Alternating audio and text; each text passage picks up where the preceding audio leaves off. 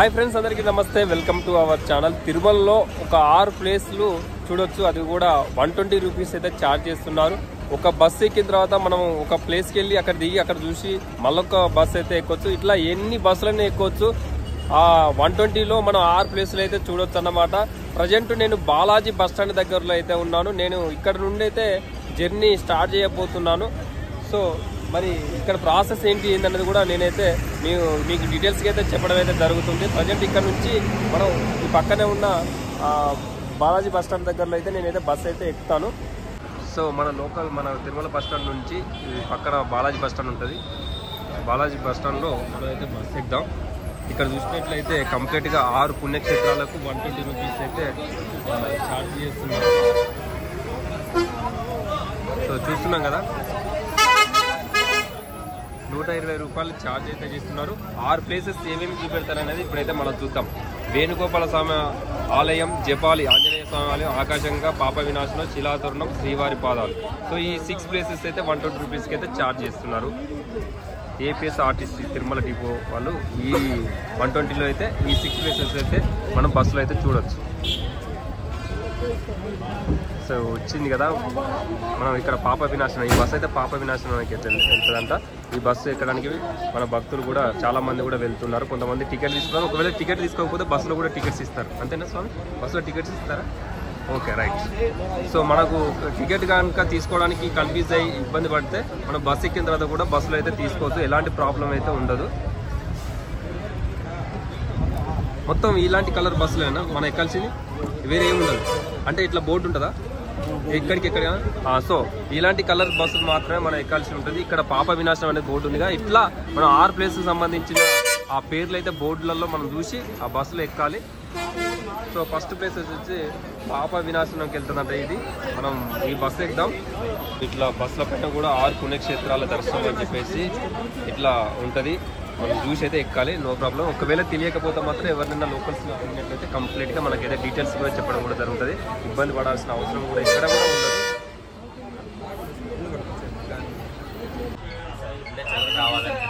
So ఇప్పుడు మనం బస్సులో టికెట్ అయితే తీసుకుంటాం. కండక్టర్ గారు అయితే ఈచ్ 1 పర్సన్కి 120 రూపీస్ అయితే ఛార్జ్ చేసి టికెట్ వేస్తే. సో ఫ్రెండ్స్, ఇప్పుడే మన బాలాజీ బస్ స్టాండ్ నుండి అయితే మన బస్ అయితే స్టార్ట్ అయిపోయింది. ఫస్ట్ స్టాప్ వచ్చేసి పాప వినాశనం. మన డ్రైవర్ అన్న మన పాప వినాశనం తీసుకుంటాడు. ఇక్కడ నుంచి పాప వినాశనం వచ్చేసి 10 కిలోమీటర్స్ వస్తుంది. అలాగే ఈ 6 ప్లేస్ రౌండప్ ట్రిప్ వచ్చేసి యావరేజ్గా ఒక 60 కిలోమీటర్స్ అయితే వస్తుంది. మళ్ళీ ఈ 6 ప్లేసెస్ చూసి మనం ఎక్కడైతే ఎక్కినామో మళ్ళీ అక్కడైతే దిగవచ్చు. ఎలాంటి ప్రాబ్లం అయితే లేదు. పాప వినాశనం చూసిన తర్వాత మళ్ళీ నెక్స్ట్ స్టాప్ వచ్చేసి ఆకాశంగా. ఇక మన బస్ అయితే స్టార్ట్ అయిపోయింది. పాప వినాశనం వెళ్ళిన తర్వాత అలాగే మధ్యలో కొన్ని విజువల్స్ కూడా మీకు అయితే చూపెడతాను. బాగుంటుంది, మీరు కూడా చూడండి. తిరుపతికి వచ్చినప్పుడు కంపల్సరీ 120 రూపీస్లో ఈ 6 ప్లేసెస్ ట్రిప్ అయితే మీరైతే కంపల్సరీ అయితే చూడండి. చాలా బాగుంటుంది. ఒక కొత్త ఎక్స్పీరియన్స్ అయితే వస్తుంది. ఈ కంప్లీట్గా కొండపైన ఉన్న 6 ప్రాంతాలని మనం ఈరోజు అయితే చూడబోతున్నాం. మనం ఎదురుగా చూసినట్లయితే పైన టర్బో ఫ్యాన్లు అయితే పోతూ ఆ పవన విద్యుత్ అంటారు. అక్కడ నుంచి అయితే విద్యుత్తుని అయితే తయారు చేసుకోవచ్చు ఆ పెద్ద పెద్ద టర్బైన్ ఫ్యాన్లతో. సో మన బస్సులో చాలా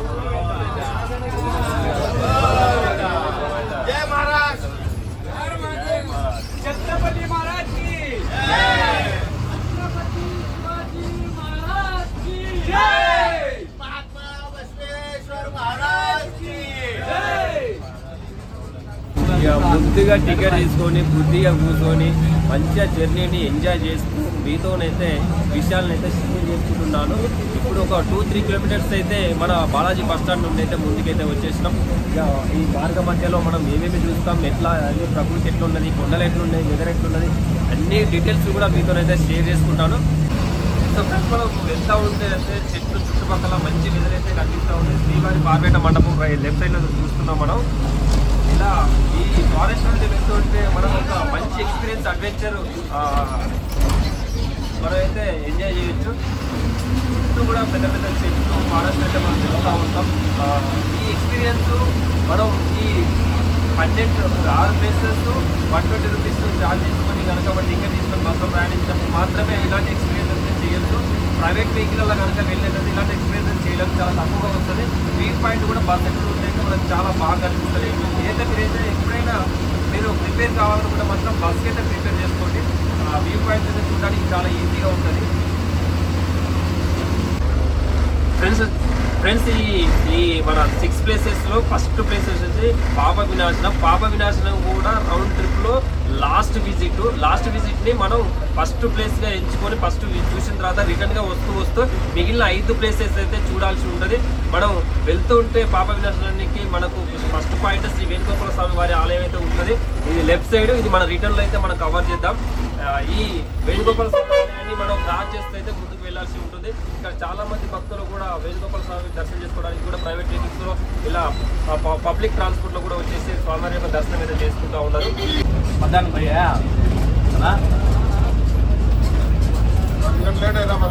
అదే సో శ్రీ జపాలి హనుమాన్ మందిరం లెఫ్ట్ సైడ్ అయితే చూస్తున్నాం మనం. అన్నీ కూడా మనం రిటర్న్లో అయితే కవర్ చేస్తాం.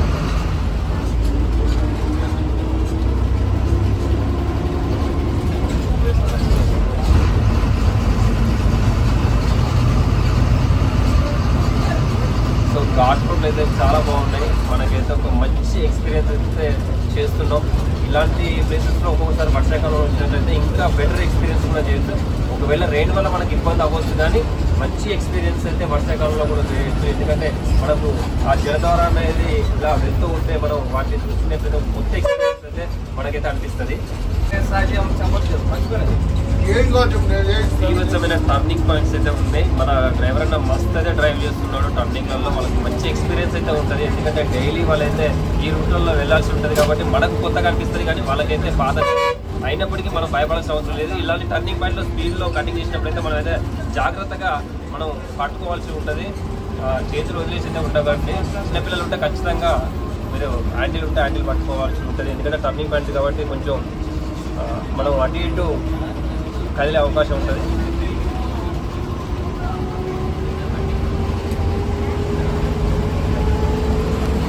సో అన్న మంచి డ్రైవ్ అయితే చేస్తున్నాడు.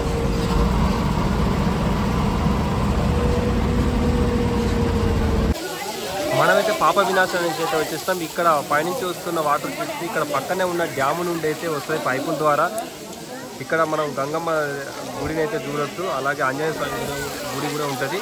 ఈ పాప వినాశనం యొక్క ప్రత్యేకత ఏంటంటే ప్రతి ఆదివారం రోజులలో ఇక్కడ స్నానం ఆచరిస్తే ఆ సకల పాపాలు పోయి అలాగే సుఖశాంతి కలుగుతుందని చెప్పేసి ఇక్కడ పురాణం అయితే చెప్తుంది.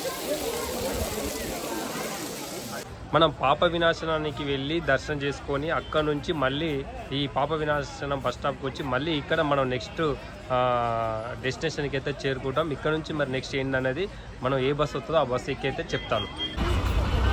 ఇప్పుడే మన బస్సు పాప వినాశనం నుండి నెక్స్ట్ స్టాప్ వచ్చేసి ఆకాశగంగకి అయితే బయలుదేరింది. సో మేము వచ్చేటప్పుడు వేరే బస్సు ఎక్కినా మళ్ళీ ఇక్కడ వేరే బస్సు. ఇప్పుడు ఆకాశగంగ దగ్గర కూడా మేము దిగి మళ్ళీ వేరే బస్సు ఎక్కాల్సి వస్తుంది. ఇలా మేము 6 బస్సులు అయితే చేంజ్ చేయాల్సి వస్తుంది. సో మేము ఆకాశగంగ దగ్గరికి అయితే వెళ్తున్నాం. సో ఫ్రెండ్స్ మనం ఆకాశగంగకి అయితే చేరుకున్నాం. ఇక్కడ దిగేసి బస్సు మనం అయితే రైట్ సైడ్ అయితే వెళ్ళాలి. మనం రైట్ సైడ్ వెళ్ళి అక్కడ ఎట్లుంది ఏంటనేది అయితే మనం అయితే చూద్దాం. సో ఈ విధంగా మన స్టెప్స్ ద్వారా స్లోగా నడుచుకుంటూ కిందికైతే వెళ్ళాల్సి ఉంటుంది. కింద చాలామంది భక్తులు అయితే ఉన్నారు. మనం అక్కడ దాకా వెళ్ళాల్సి ఉంటుంది. ఇలా స్టెప్స్ ద్వారా అయితే వెళ్తూ ఉంటే మనం కింది దాకా వెళ్తాం. అక్కడ వెళ్ళినాక లొకేషన్ ఎట్లుంది ఏంటనేది కూడా మీకైతే చూపెడతాను. ఆకాశగంగకు వచ్చిన తర్వాత శ్రీ ఆంజనేయదేవి మరియు శ్రీ బాలాంజనేయ స్వామి ఆలయాన్ని అయితే మనం దర్శనం అయితే చేసుకోవచ్చు. ఇక్కడనే మనకు ఆకాశగంగ అయితే ఉంటుంది. ఫ్రెండ్స్ ఈ ఆకాశగంగ యొక్క చరిత్ర అయితే ఇప్పుడు మనం అయితే తెలుసుకుందాం. అక్కడ నేను నోటీస్ బోర్డులో ఉన్న ఒక మ్యాటర్ని అయితే మీకైతే చదువుతాను. ఈ ఆకాశగంగ సంబంధించిన హిస్టరీ మొత్తం కూడా ఇప్పుడైతే మనం తెలుసుకుందాం. శ్రీ పెరియ తిరుమల నంది అనే వైష్ణవ భక్తాగ్రేసరుడు శ్రీ వెంకటేశ్వర స్వామికి పాప వినాశనం నుండి స్వామి వారి పూజకు అభిషేకములకు తీర్థము తీసుకొని వచ్చేవారు. వారు తన వృద్ధాప్యంలో కూడా స్వామివారికి పాప వినాశనం నుండి స్వామివారు ఆయనపై జాలిపై ఒక వేట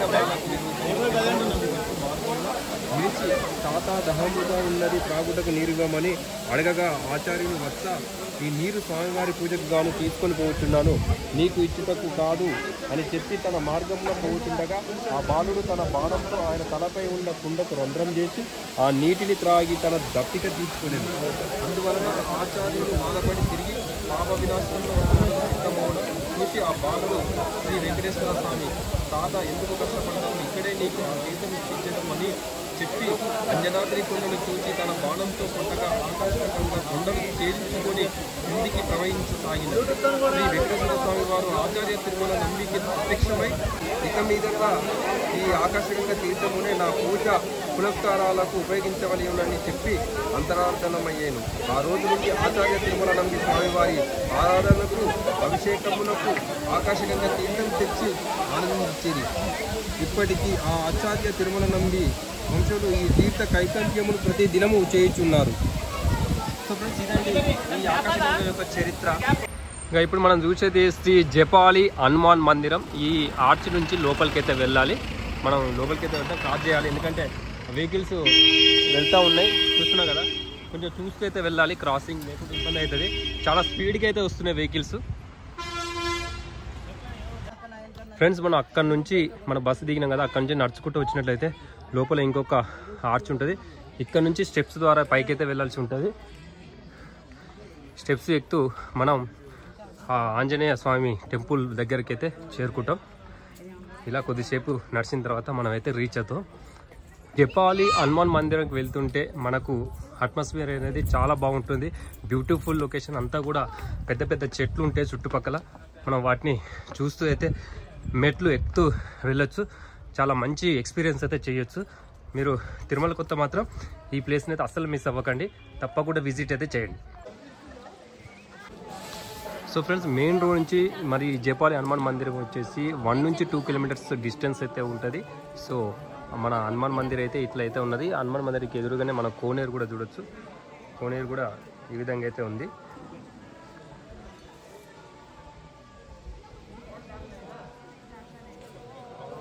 జై హనుమాన్. సో మరి ఇక్కడ ఆంజనేయ స్వామి గుడిలో వచ్చిన ఉండిలో వచ్చిన డబ్బులన్నీ కూడా వాళ్ళైతే లెక్క పెట్టడం జరుగుతూ ఉంది. మేము జపాలి హనుమాన్ మందిరం దగ్గర నుండి శ్రీ వేణుగోపాల స్వామి టెంపుల్ దగ్గరికి అయితే బస్సులో అయితే వచ్చేసినాం. బస్సులో బీభత్సమైన పబ్లిక్ అయితే ఉన్నారు. జస్ట్ ఒక 2-3 మినిట్స్లోనే మేమైతే ఈ డెస్టినేషన్ అయితే చేరుకున్నాం. ఫ్రెండ్స్, వేణుగోపాల స్వామి దర్శనం చేసుకోవాలనుకుంటే చార్జ్ చేస్తారు. 5 రూపీస్తో అయితే టోకెన్ తీసుకోవాలి. ఇక్కడ మనం వేణుగోపాల స్వామి దర్శనం చేసుకున్న తర్వాత బయటకు వచ్చిన అయితే రైట్ సైడ్లో అధీరామ్ బాబా జీవ సమాధి అయితే ఉంటుంది. ఇక్కడ కూడా మనం అయితే దర్శనం చేసుకుని అయితే వెళ్ళొచ్చు. కంప్లీట్గా మన వేణుగోపాల స్వామి దర్శనం కూడా అయిపోయింది. తొందరలో అయిపోయింది. ఒక 2 మినిట్స్ లోపే మన దర్శనం అయితే కంప్లీట్ అయిపోయింది. అట్లా వచ్చేసి లోపలికి ఇట్లా క్యూ లైన్లో వెళ్ళేసి ఆ నుండి లోపల నుండి స్వామి దర్శనం చేసుకొని ఇట్లా వచ్చేసి ఇక్కడికి అయితే ఎగ్జిట్ అవ్వాల్సి ఉంటుంది. ఇప్పుడే మనం శ్రీ వేణుగోపాల స్వామి దర్శనం అయిపోయింది. ఇక్కడ బస్సు ఎక్కేసి నెక్స్ట్ శ్రీవారి పాదం దగ్గరికి అయితే వెళ్తున్నాం. ఈ ఆది లోపల నుంచి మనం అయితే వెళ్ళాం. ఇక్కడ నుంచి మనం శ్రీవారి పాదాల దగ్గరికి అయితే వెళ్తాం. శ్రీవారి పాదాలకు వెళ్ళేటప్పుడు మనకి ఇక్కడ వస్తే లాంగ్ హైట్లో ఉన్న చెట్లు అయితే చూడొచ్చు. ఇక్కడ ఫోటో షూట్ చేసుకోవడానికి అయితే బెస్ట్ ప్లేస్ అనేది నేనైతే చెప్తాను. చాలా బాగుంది, రోడ్ వెడల్పుగా ఉంది. ఇక్కడ కూర్చోడానికి కూడా చాలా స్పేస్ అయితే కనిపిస్తూ ఉంటుంది. ఇది బస్ స్టాండ్, మన శ్రీవారి పాదాల దగ్గర ఉంటే బస్ స్టాండ్ దగ్గర అయితే ఈ లొకేషన్ అయితే ఉంటుంది.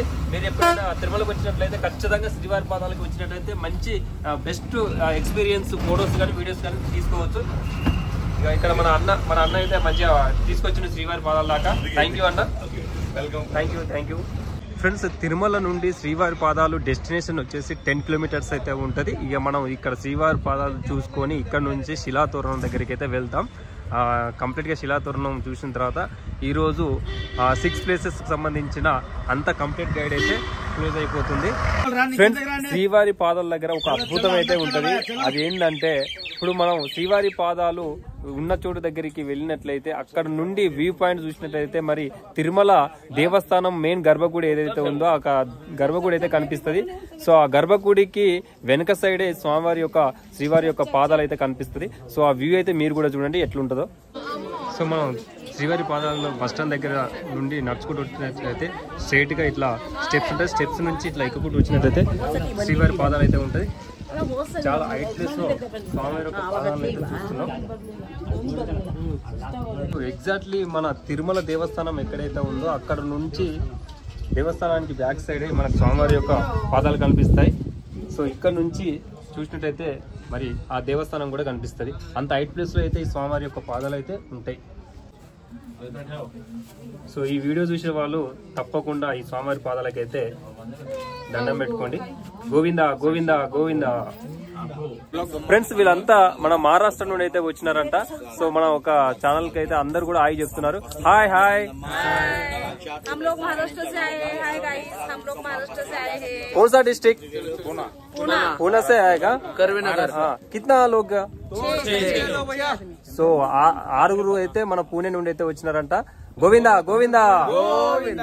Thank you. ఫ్రెండ్స్ చాలా మందికి అయితే ఒక డౌట్ ఉంటుంది.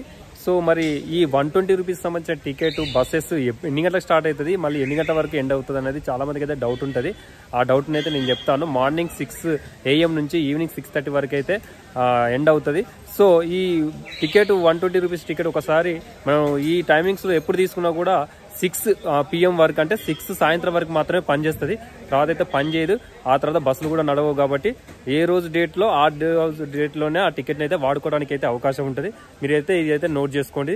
ఫ్రెండ్స్ మొత్తానికి అయితే మనం లాస్ట్ 6 ప్లేస్లలో లాస్ట్ ప్లేస్ వచ్చేసి శిలాతోరణం. ఈ శిలాతోరణం అయితే విజిట్ చేయబోతున్నాం. సో ఫ్రెండ్స్ మనం ఇప్పుడు శిలాతోరణం యొక్క హిస్టరీ అయితే తెలుసుకుందాం. నేను కంప్లీట్గా డీటెయిల్స్ చెప్తాను. ఈ డీటెయిల్స్ అంతా కూడా ఇక్కడ మనకి ఎంట్రన్స్లో నోటీస్ బోర్డు అయితే ఉంది. ఆ నోటీస్ బోర్డులో ఉన్న ఇన్ఫర్మేషన్ అయితే మీతోనైతే నేనైతే షేర్ చేస్తాను. ఇది ఒక అపూర్వమైన సహజ శిలాపురణం. ఇది భారతదేశంలోనే కాకుండా ఐరోపా, ఆసియా ఖండాలలోనే అద్వితీయమైనది. ప్రపంచంలో మరో 2 ప్రదేశాల్లో ఉన్నాయంట. అందులో ఒకటి అమెరికాలోని యూటా ప్రాంతం ఇంద్రధనుస్ తోరణం. వాడు ఒక పాడు చెప్పినాడు నాకు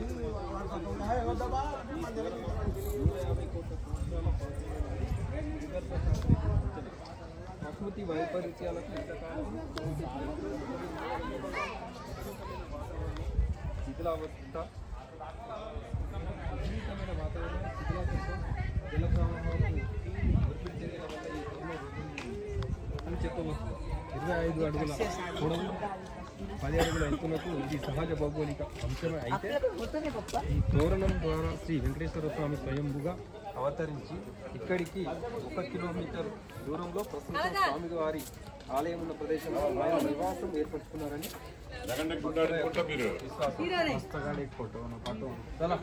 సో ఇక్కడైతే చాలా పక్షులు అయితే ఉన్నాయి. ఇక్కడ మన పికాకు చూడొచ్చు. మనం అడవి కోళ్ళను కూడా చూస్తున్నాం. ఇక్కడ ఇవన్నీ కూడా అడవి కోళ్ళు. సో మనం ఈ శిలాతోరణం అయితే మళ్ళీ తెలుసుకుందాం. ఫస్ట్ అయితే ఈ పక్షులని వీటినైతే చూసేద్దాం. సో ఇక్కడ కంప్లీట్గా ఒక నెమలి కంప్లీట్గా మనం చూస్తున్నాం. చాలా బ్యూటిఫుల్ పికాక్ అయితే చూడొచ్చు.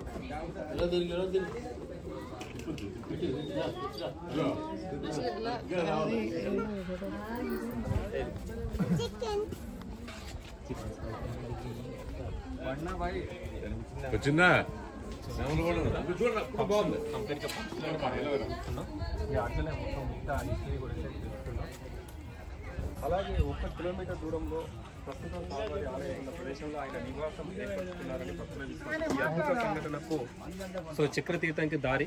సో ఇలా మనం మధ్యలో కొంచెం ఇన్ఫర్మేషన్ ఇస్తూ మనం మిగిలిన ప్లేసెస్ కూడా చూద్దాం. సో చక్రతీర్థానికి అయితే ఈ విధంగా అయితే వెళ్ళాల్సి ఉంటుంది. వెళ్తుంటే సైడ్లకి అయితే కొన్ని షాప్స్ కూడా ఉంటాయి. సో శిలాతోరణం లొకేషన్ చాలా బాగుంది కదా.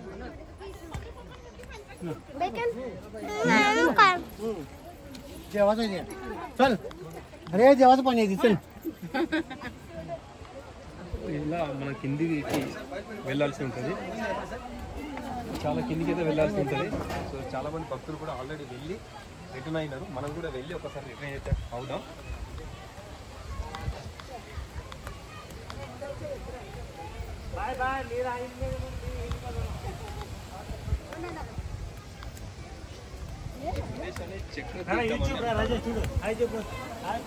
Hi hi hi.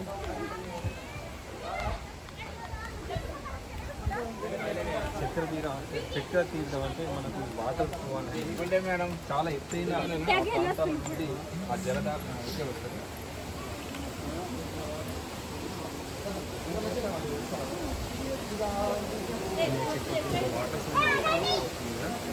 అంతా కూడా లోయ చాలా హైట్ అయితే లోయ అయితే ఉంది.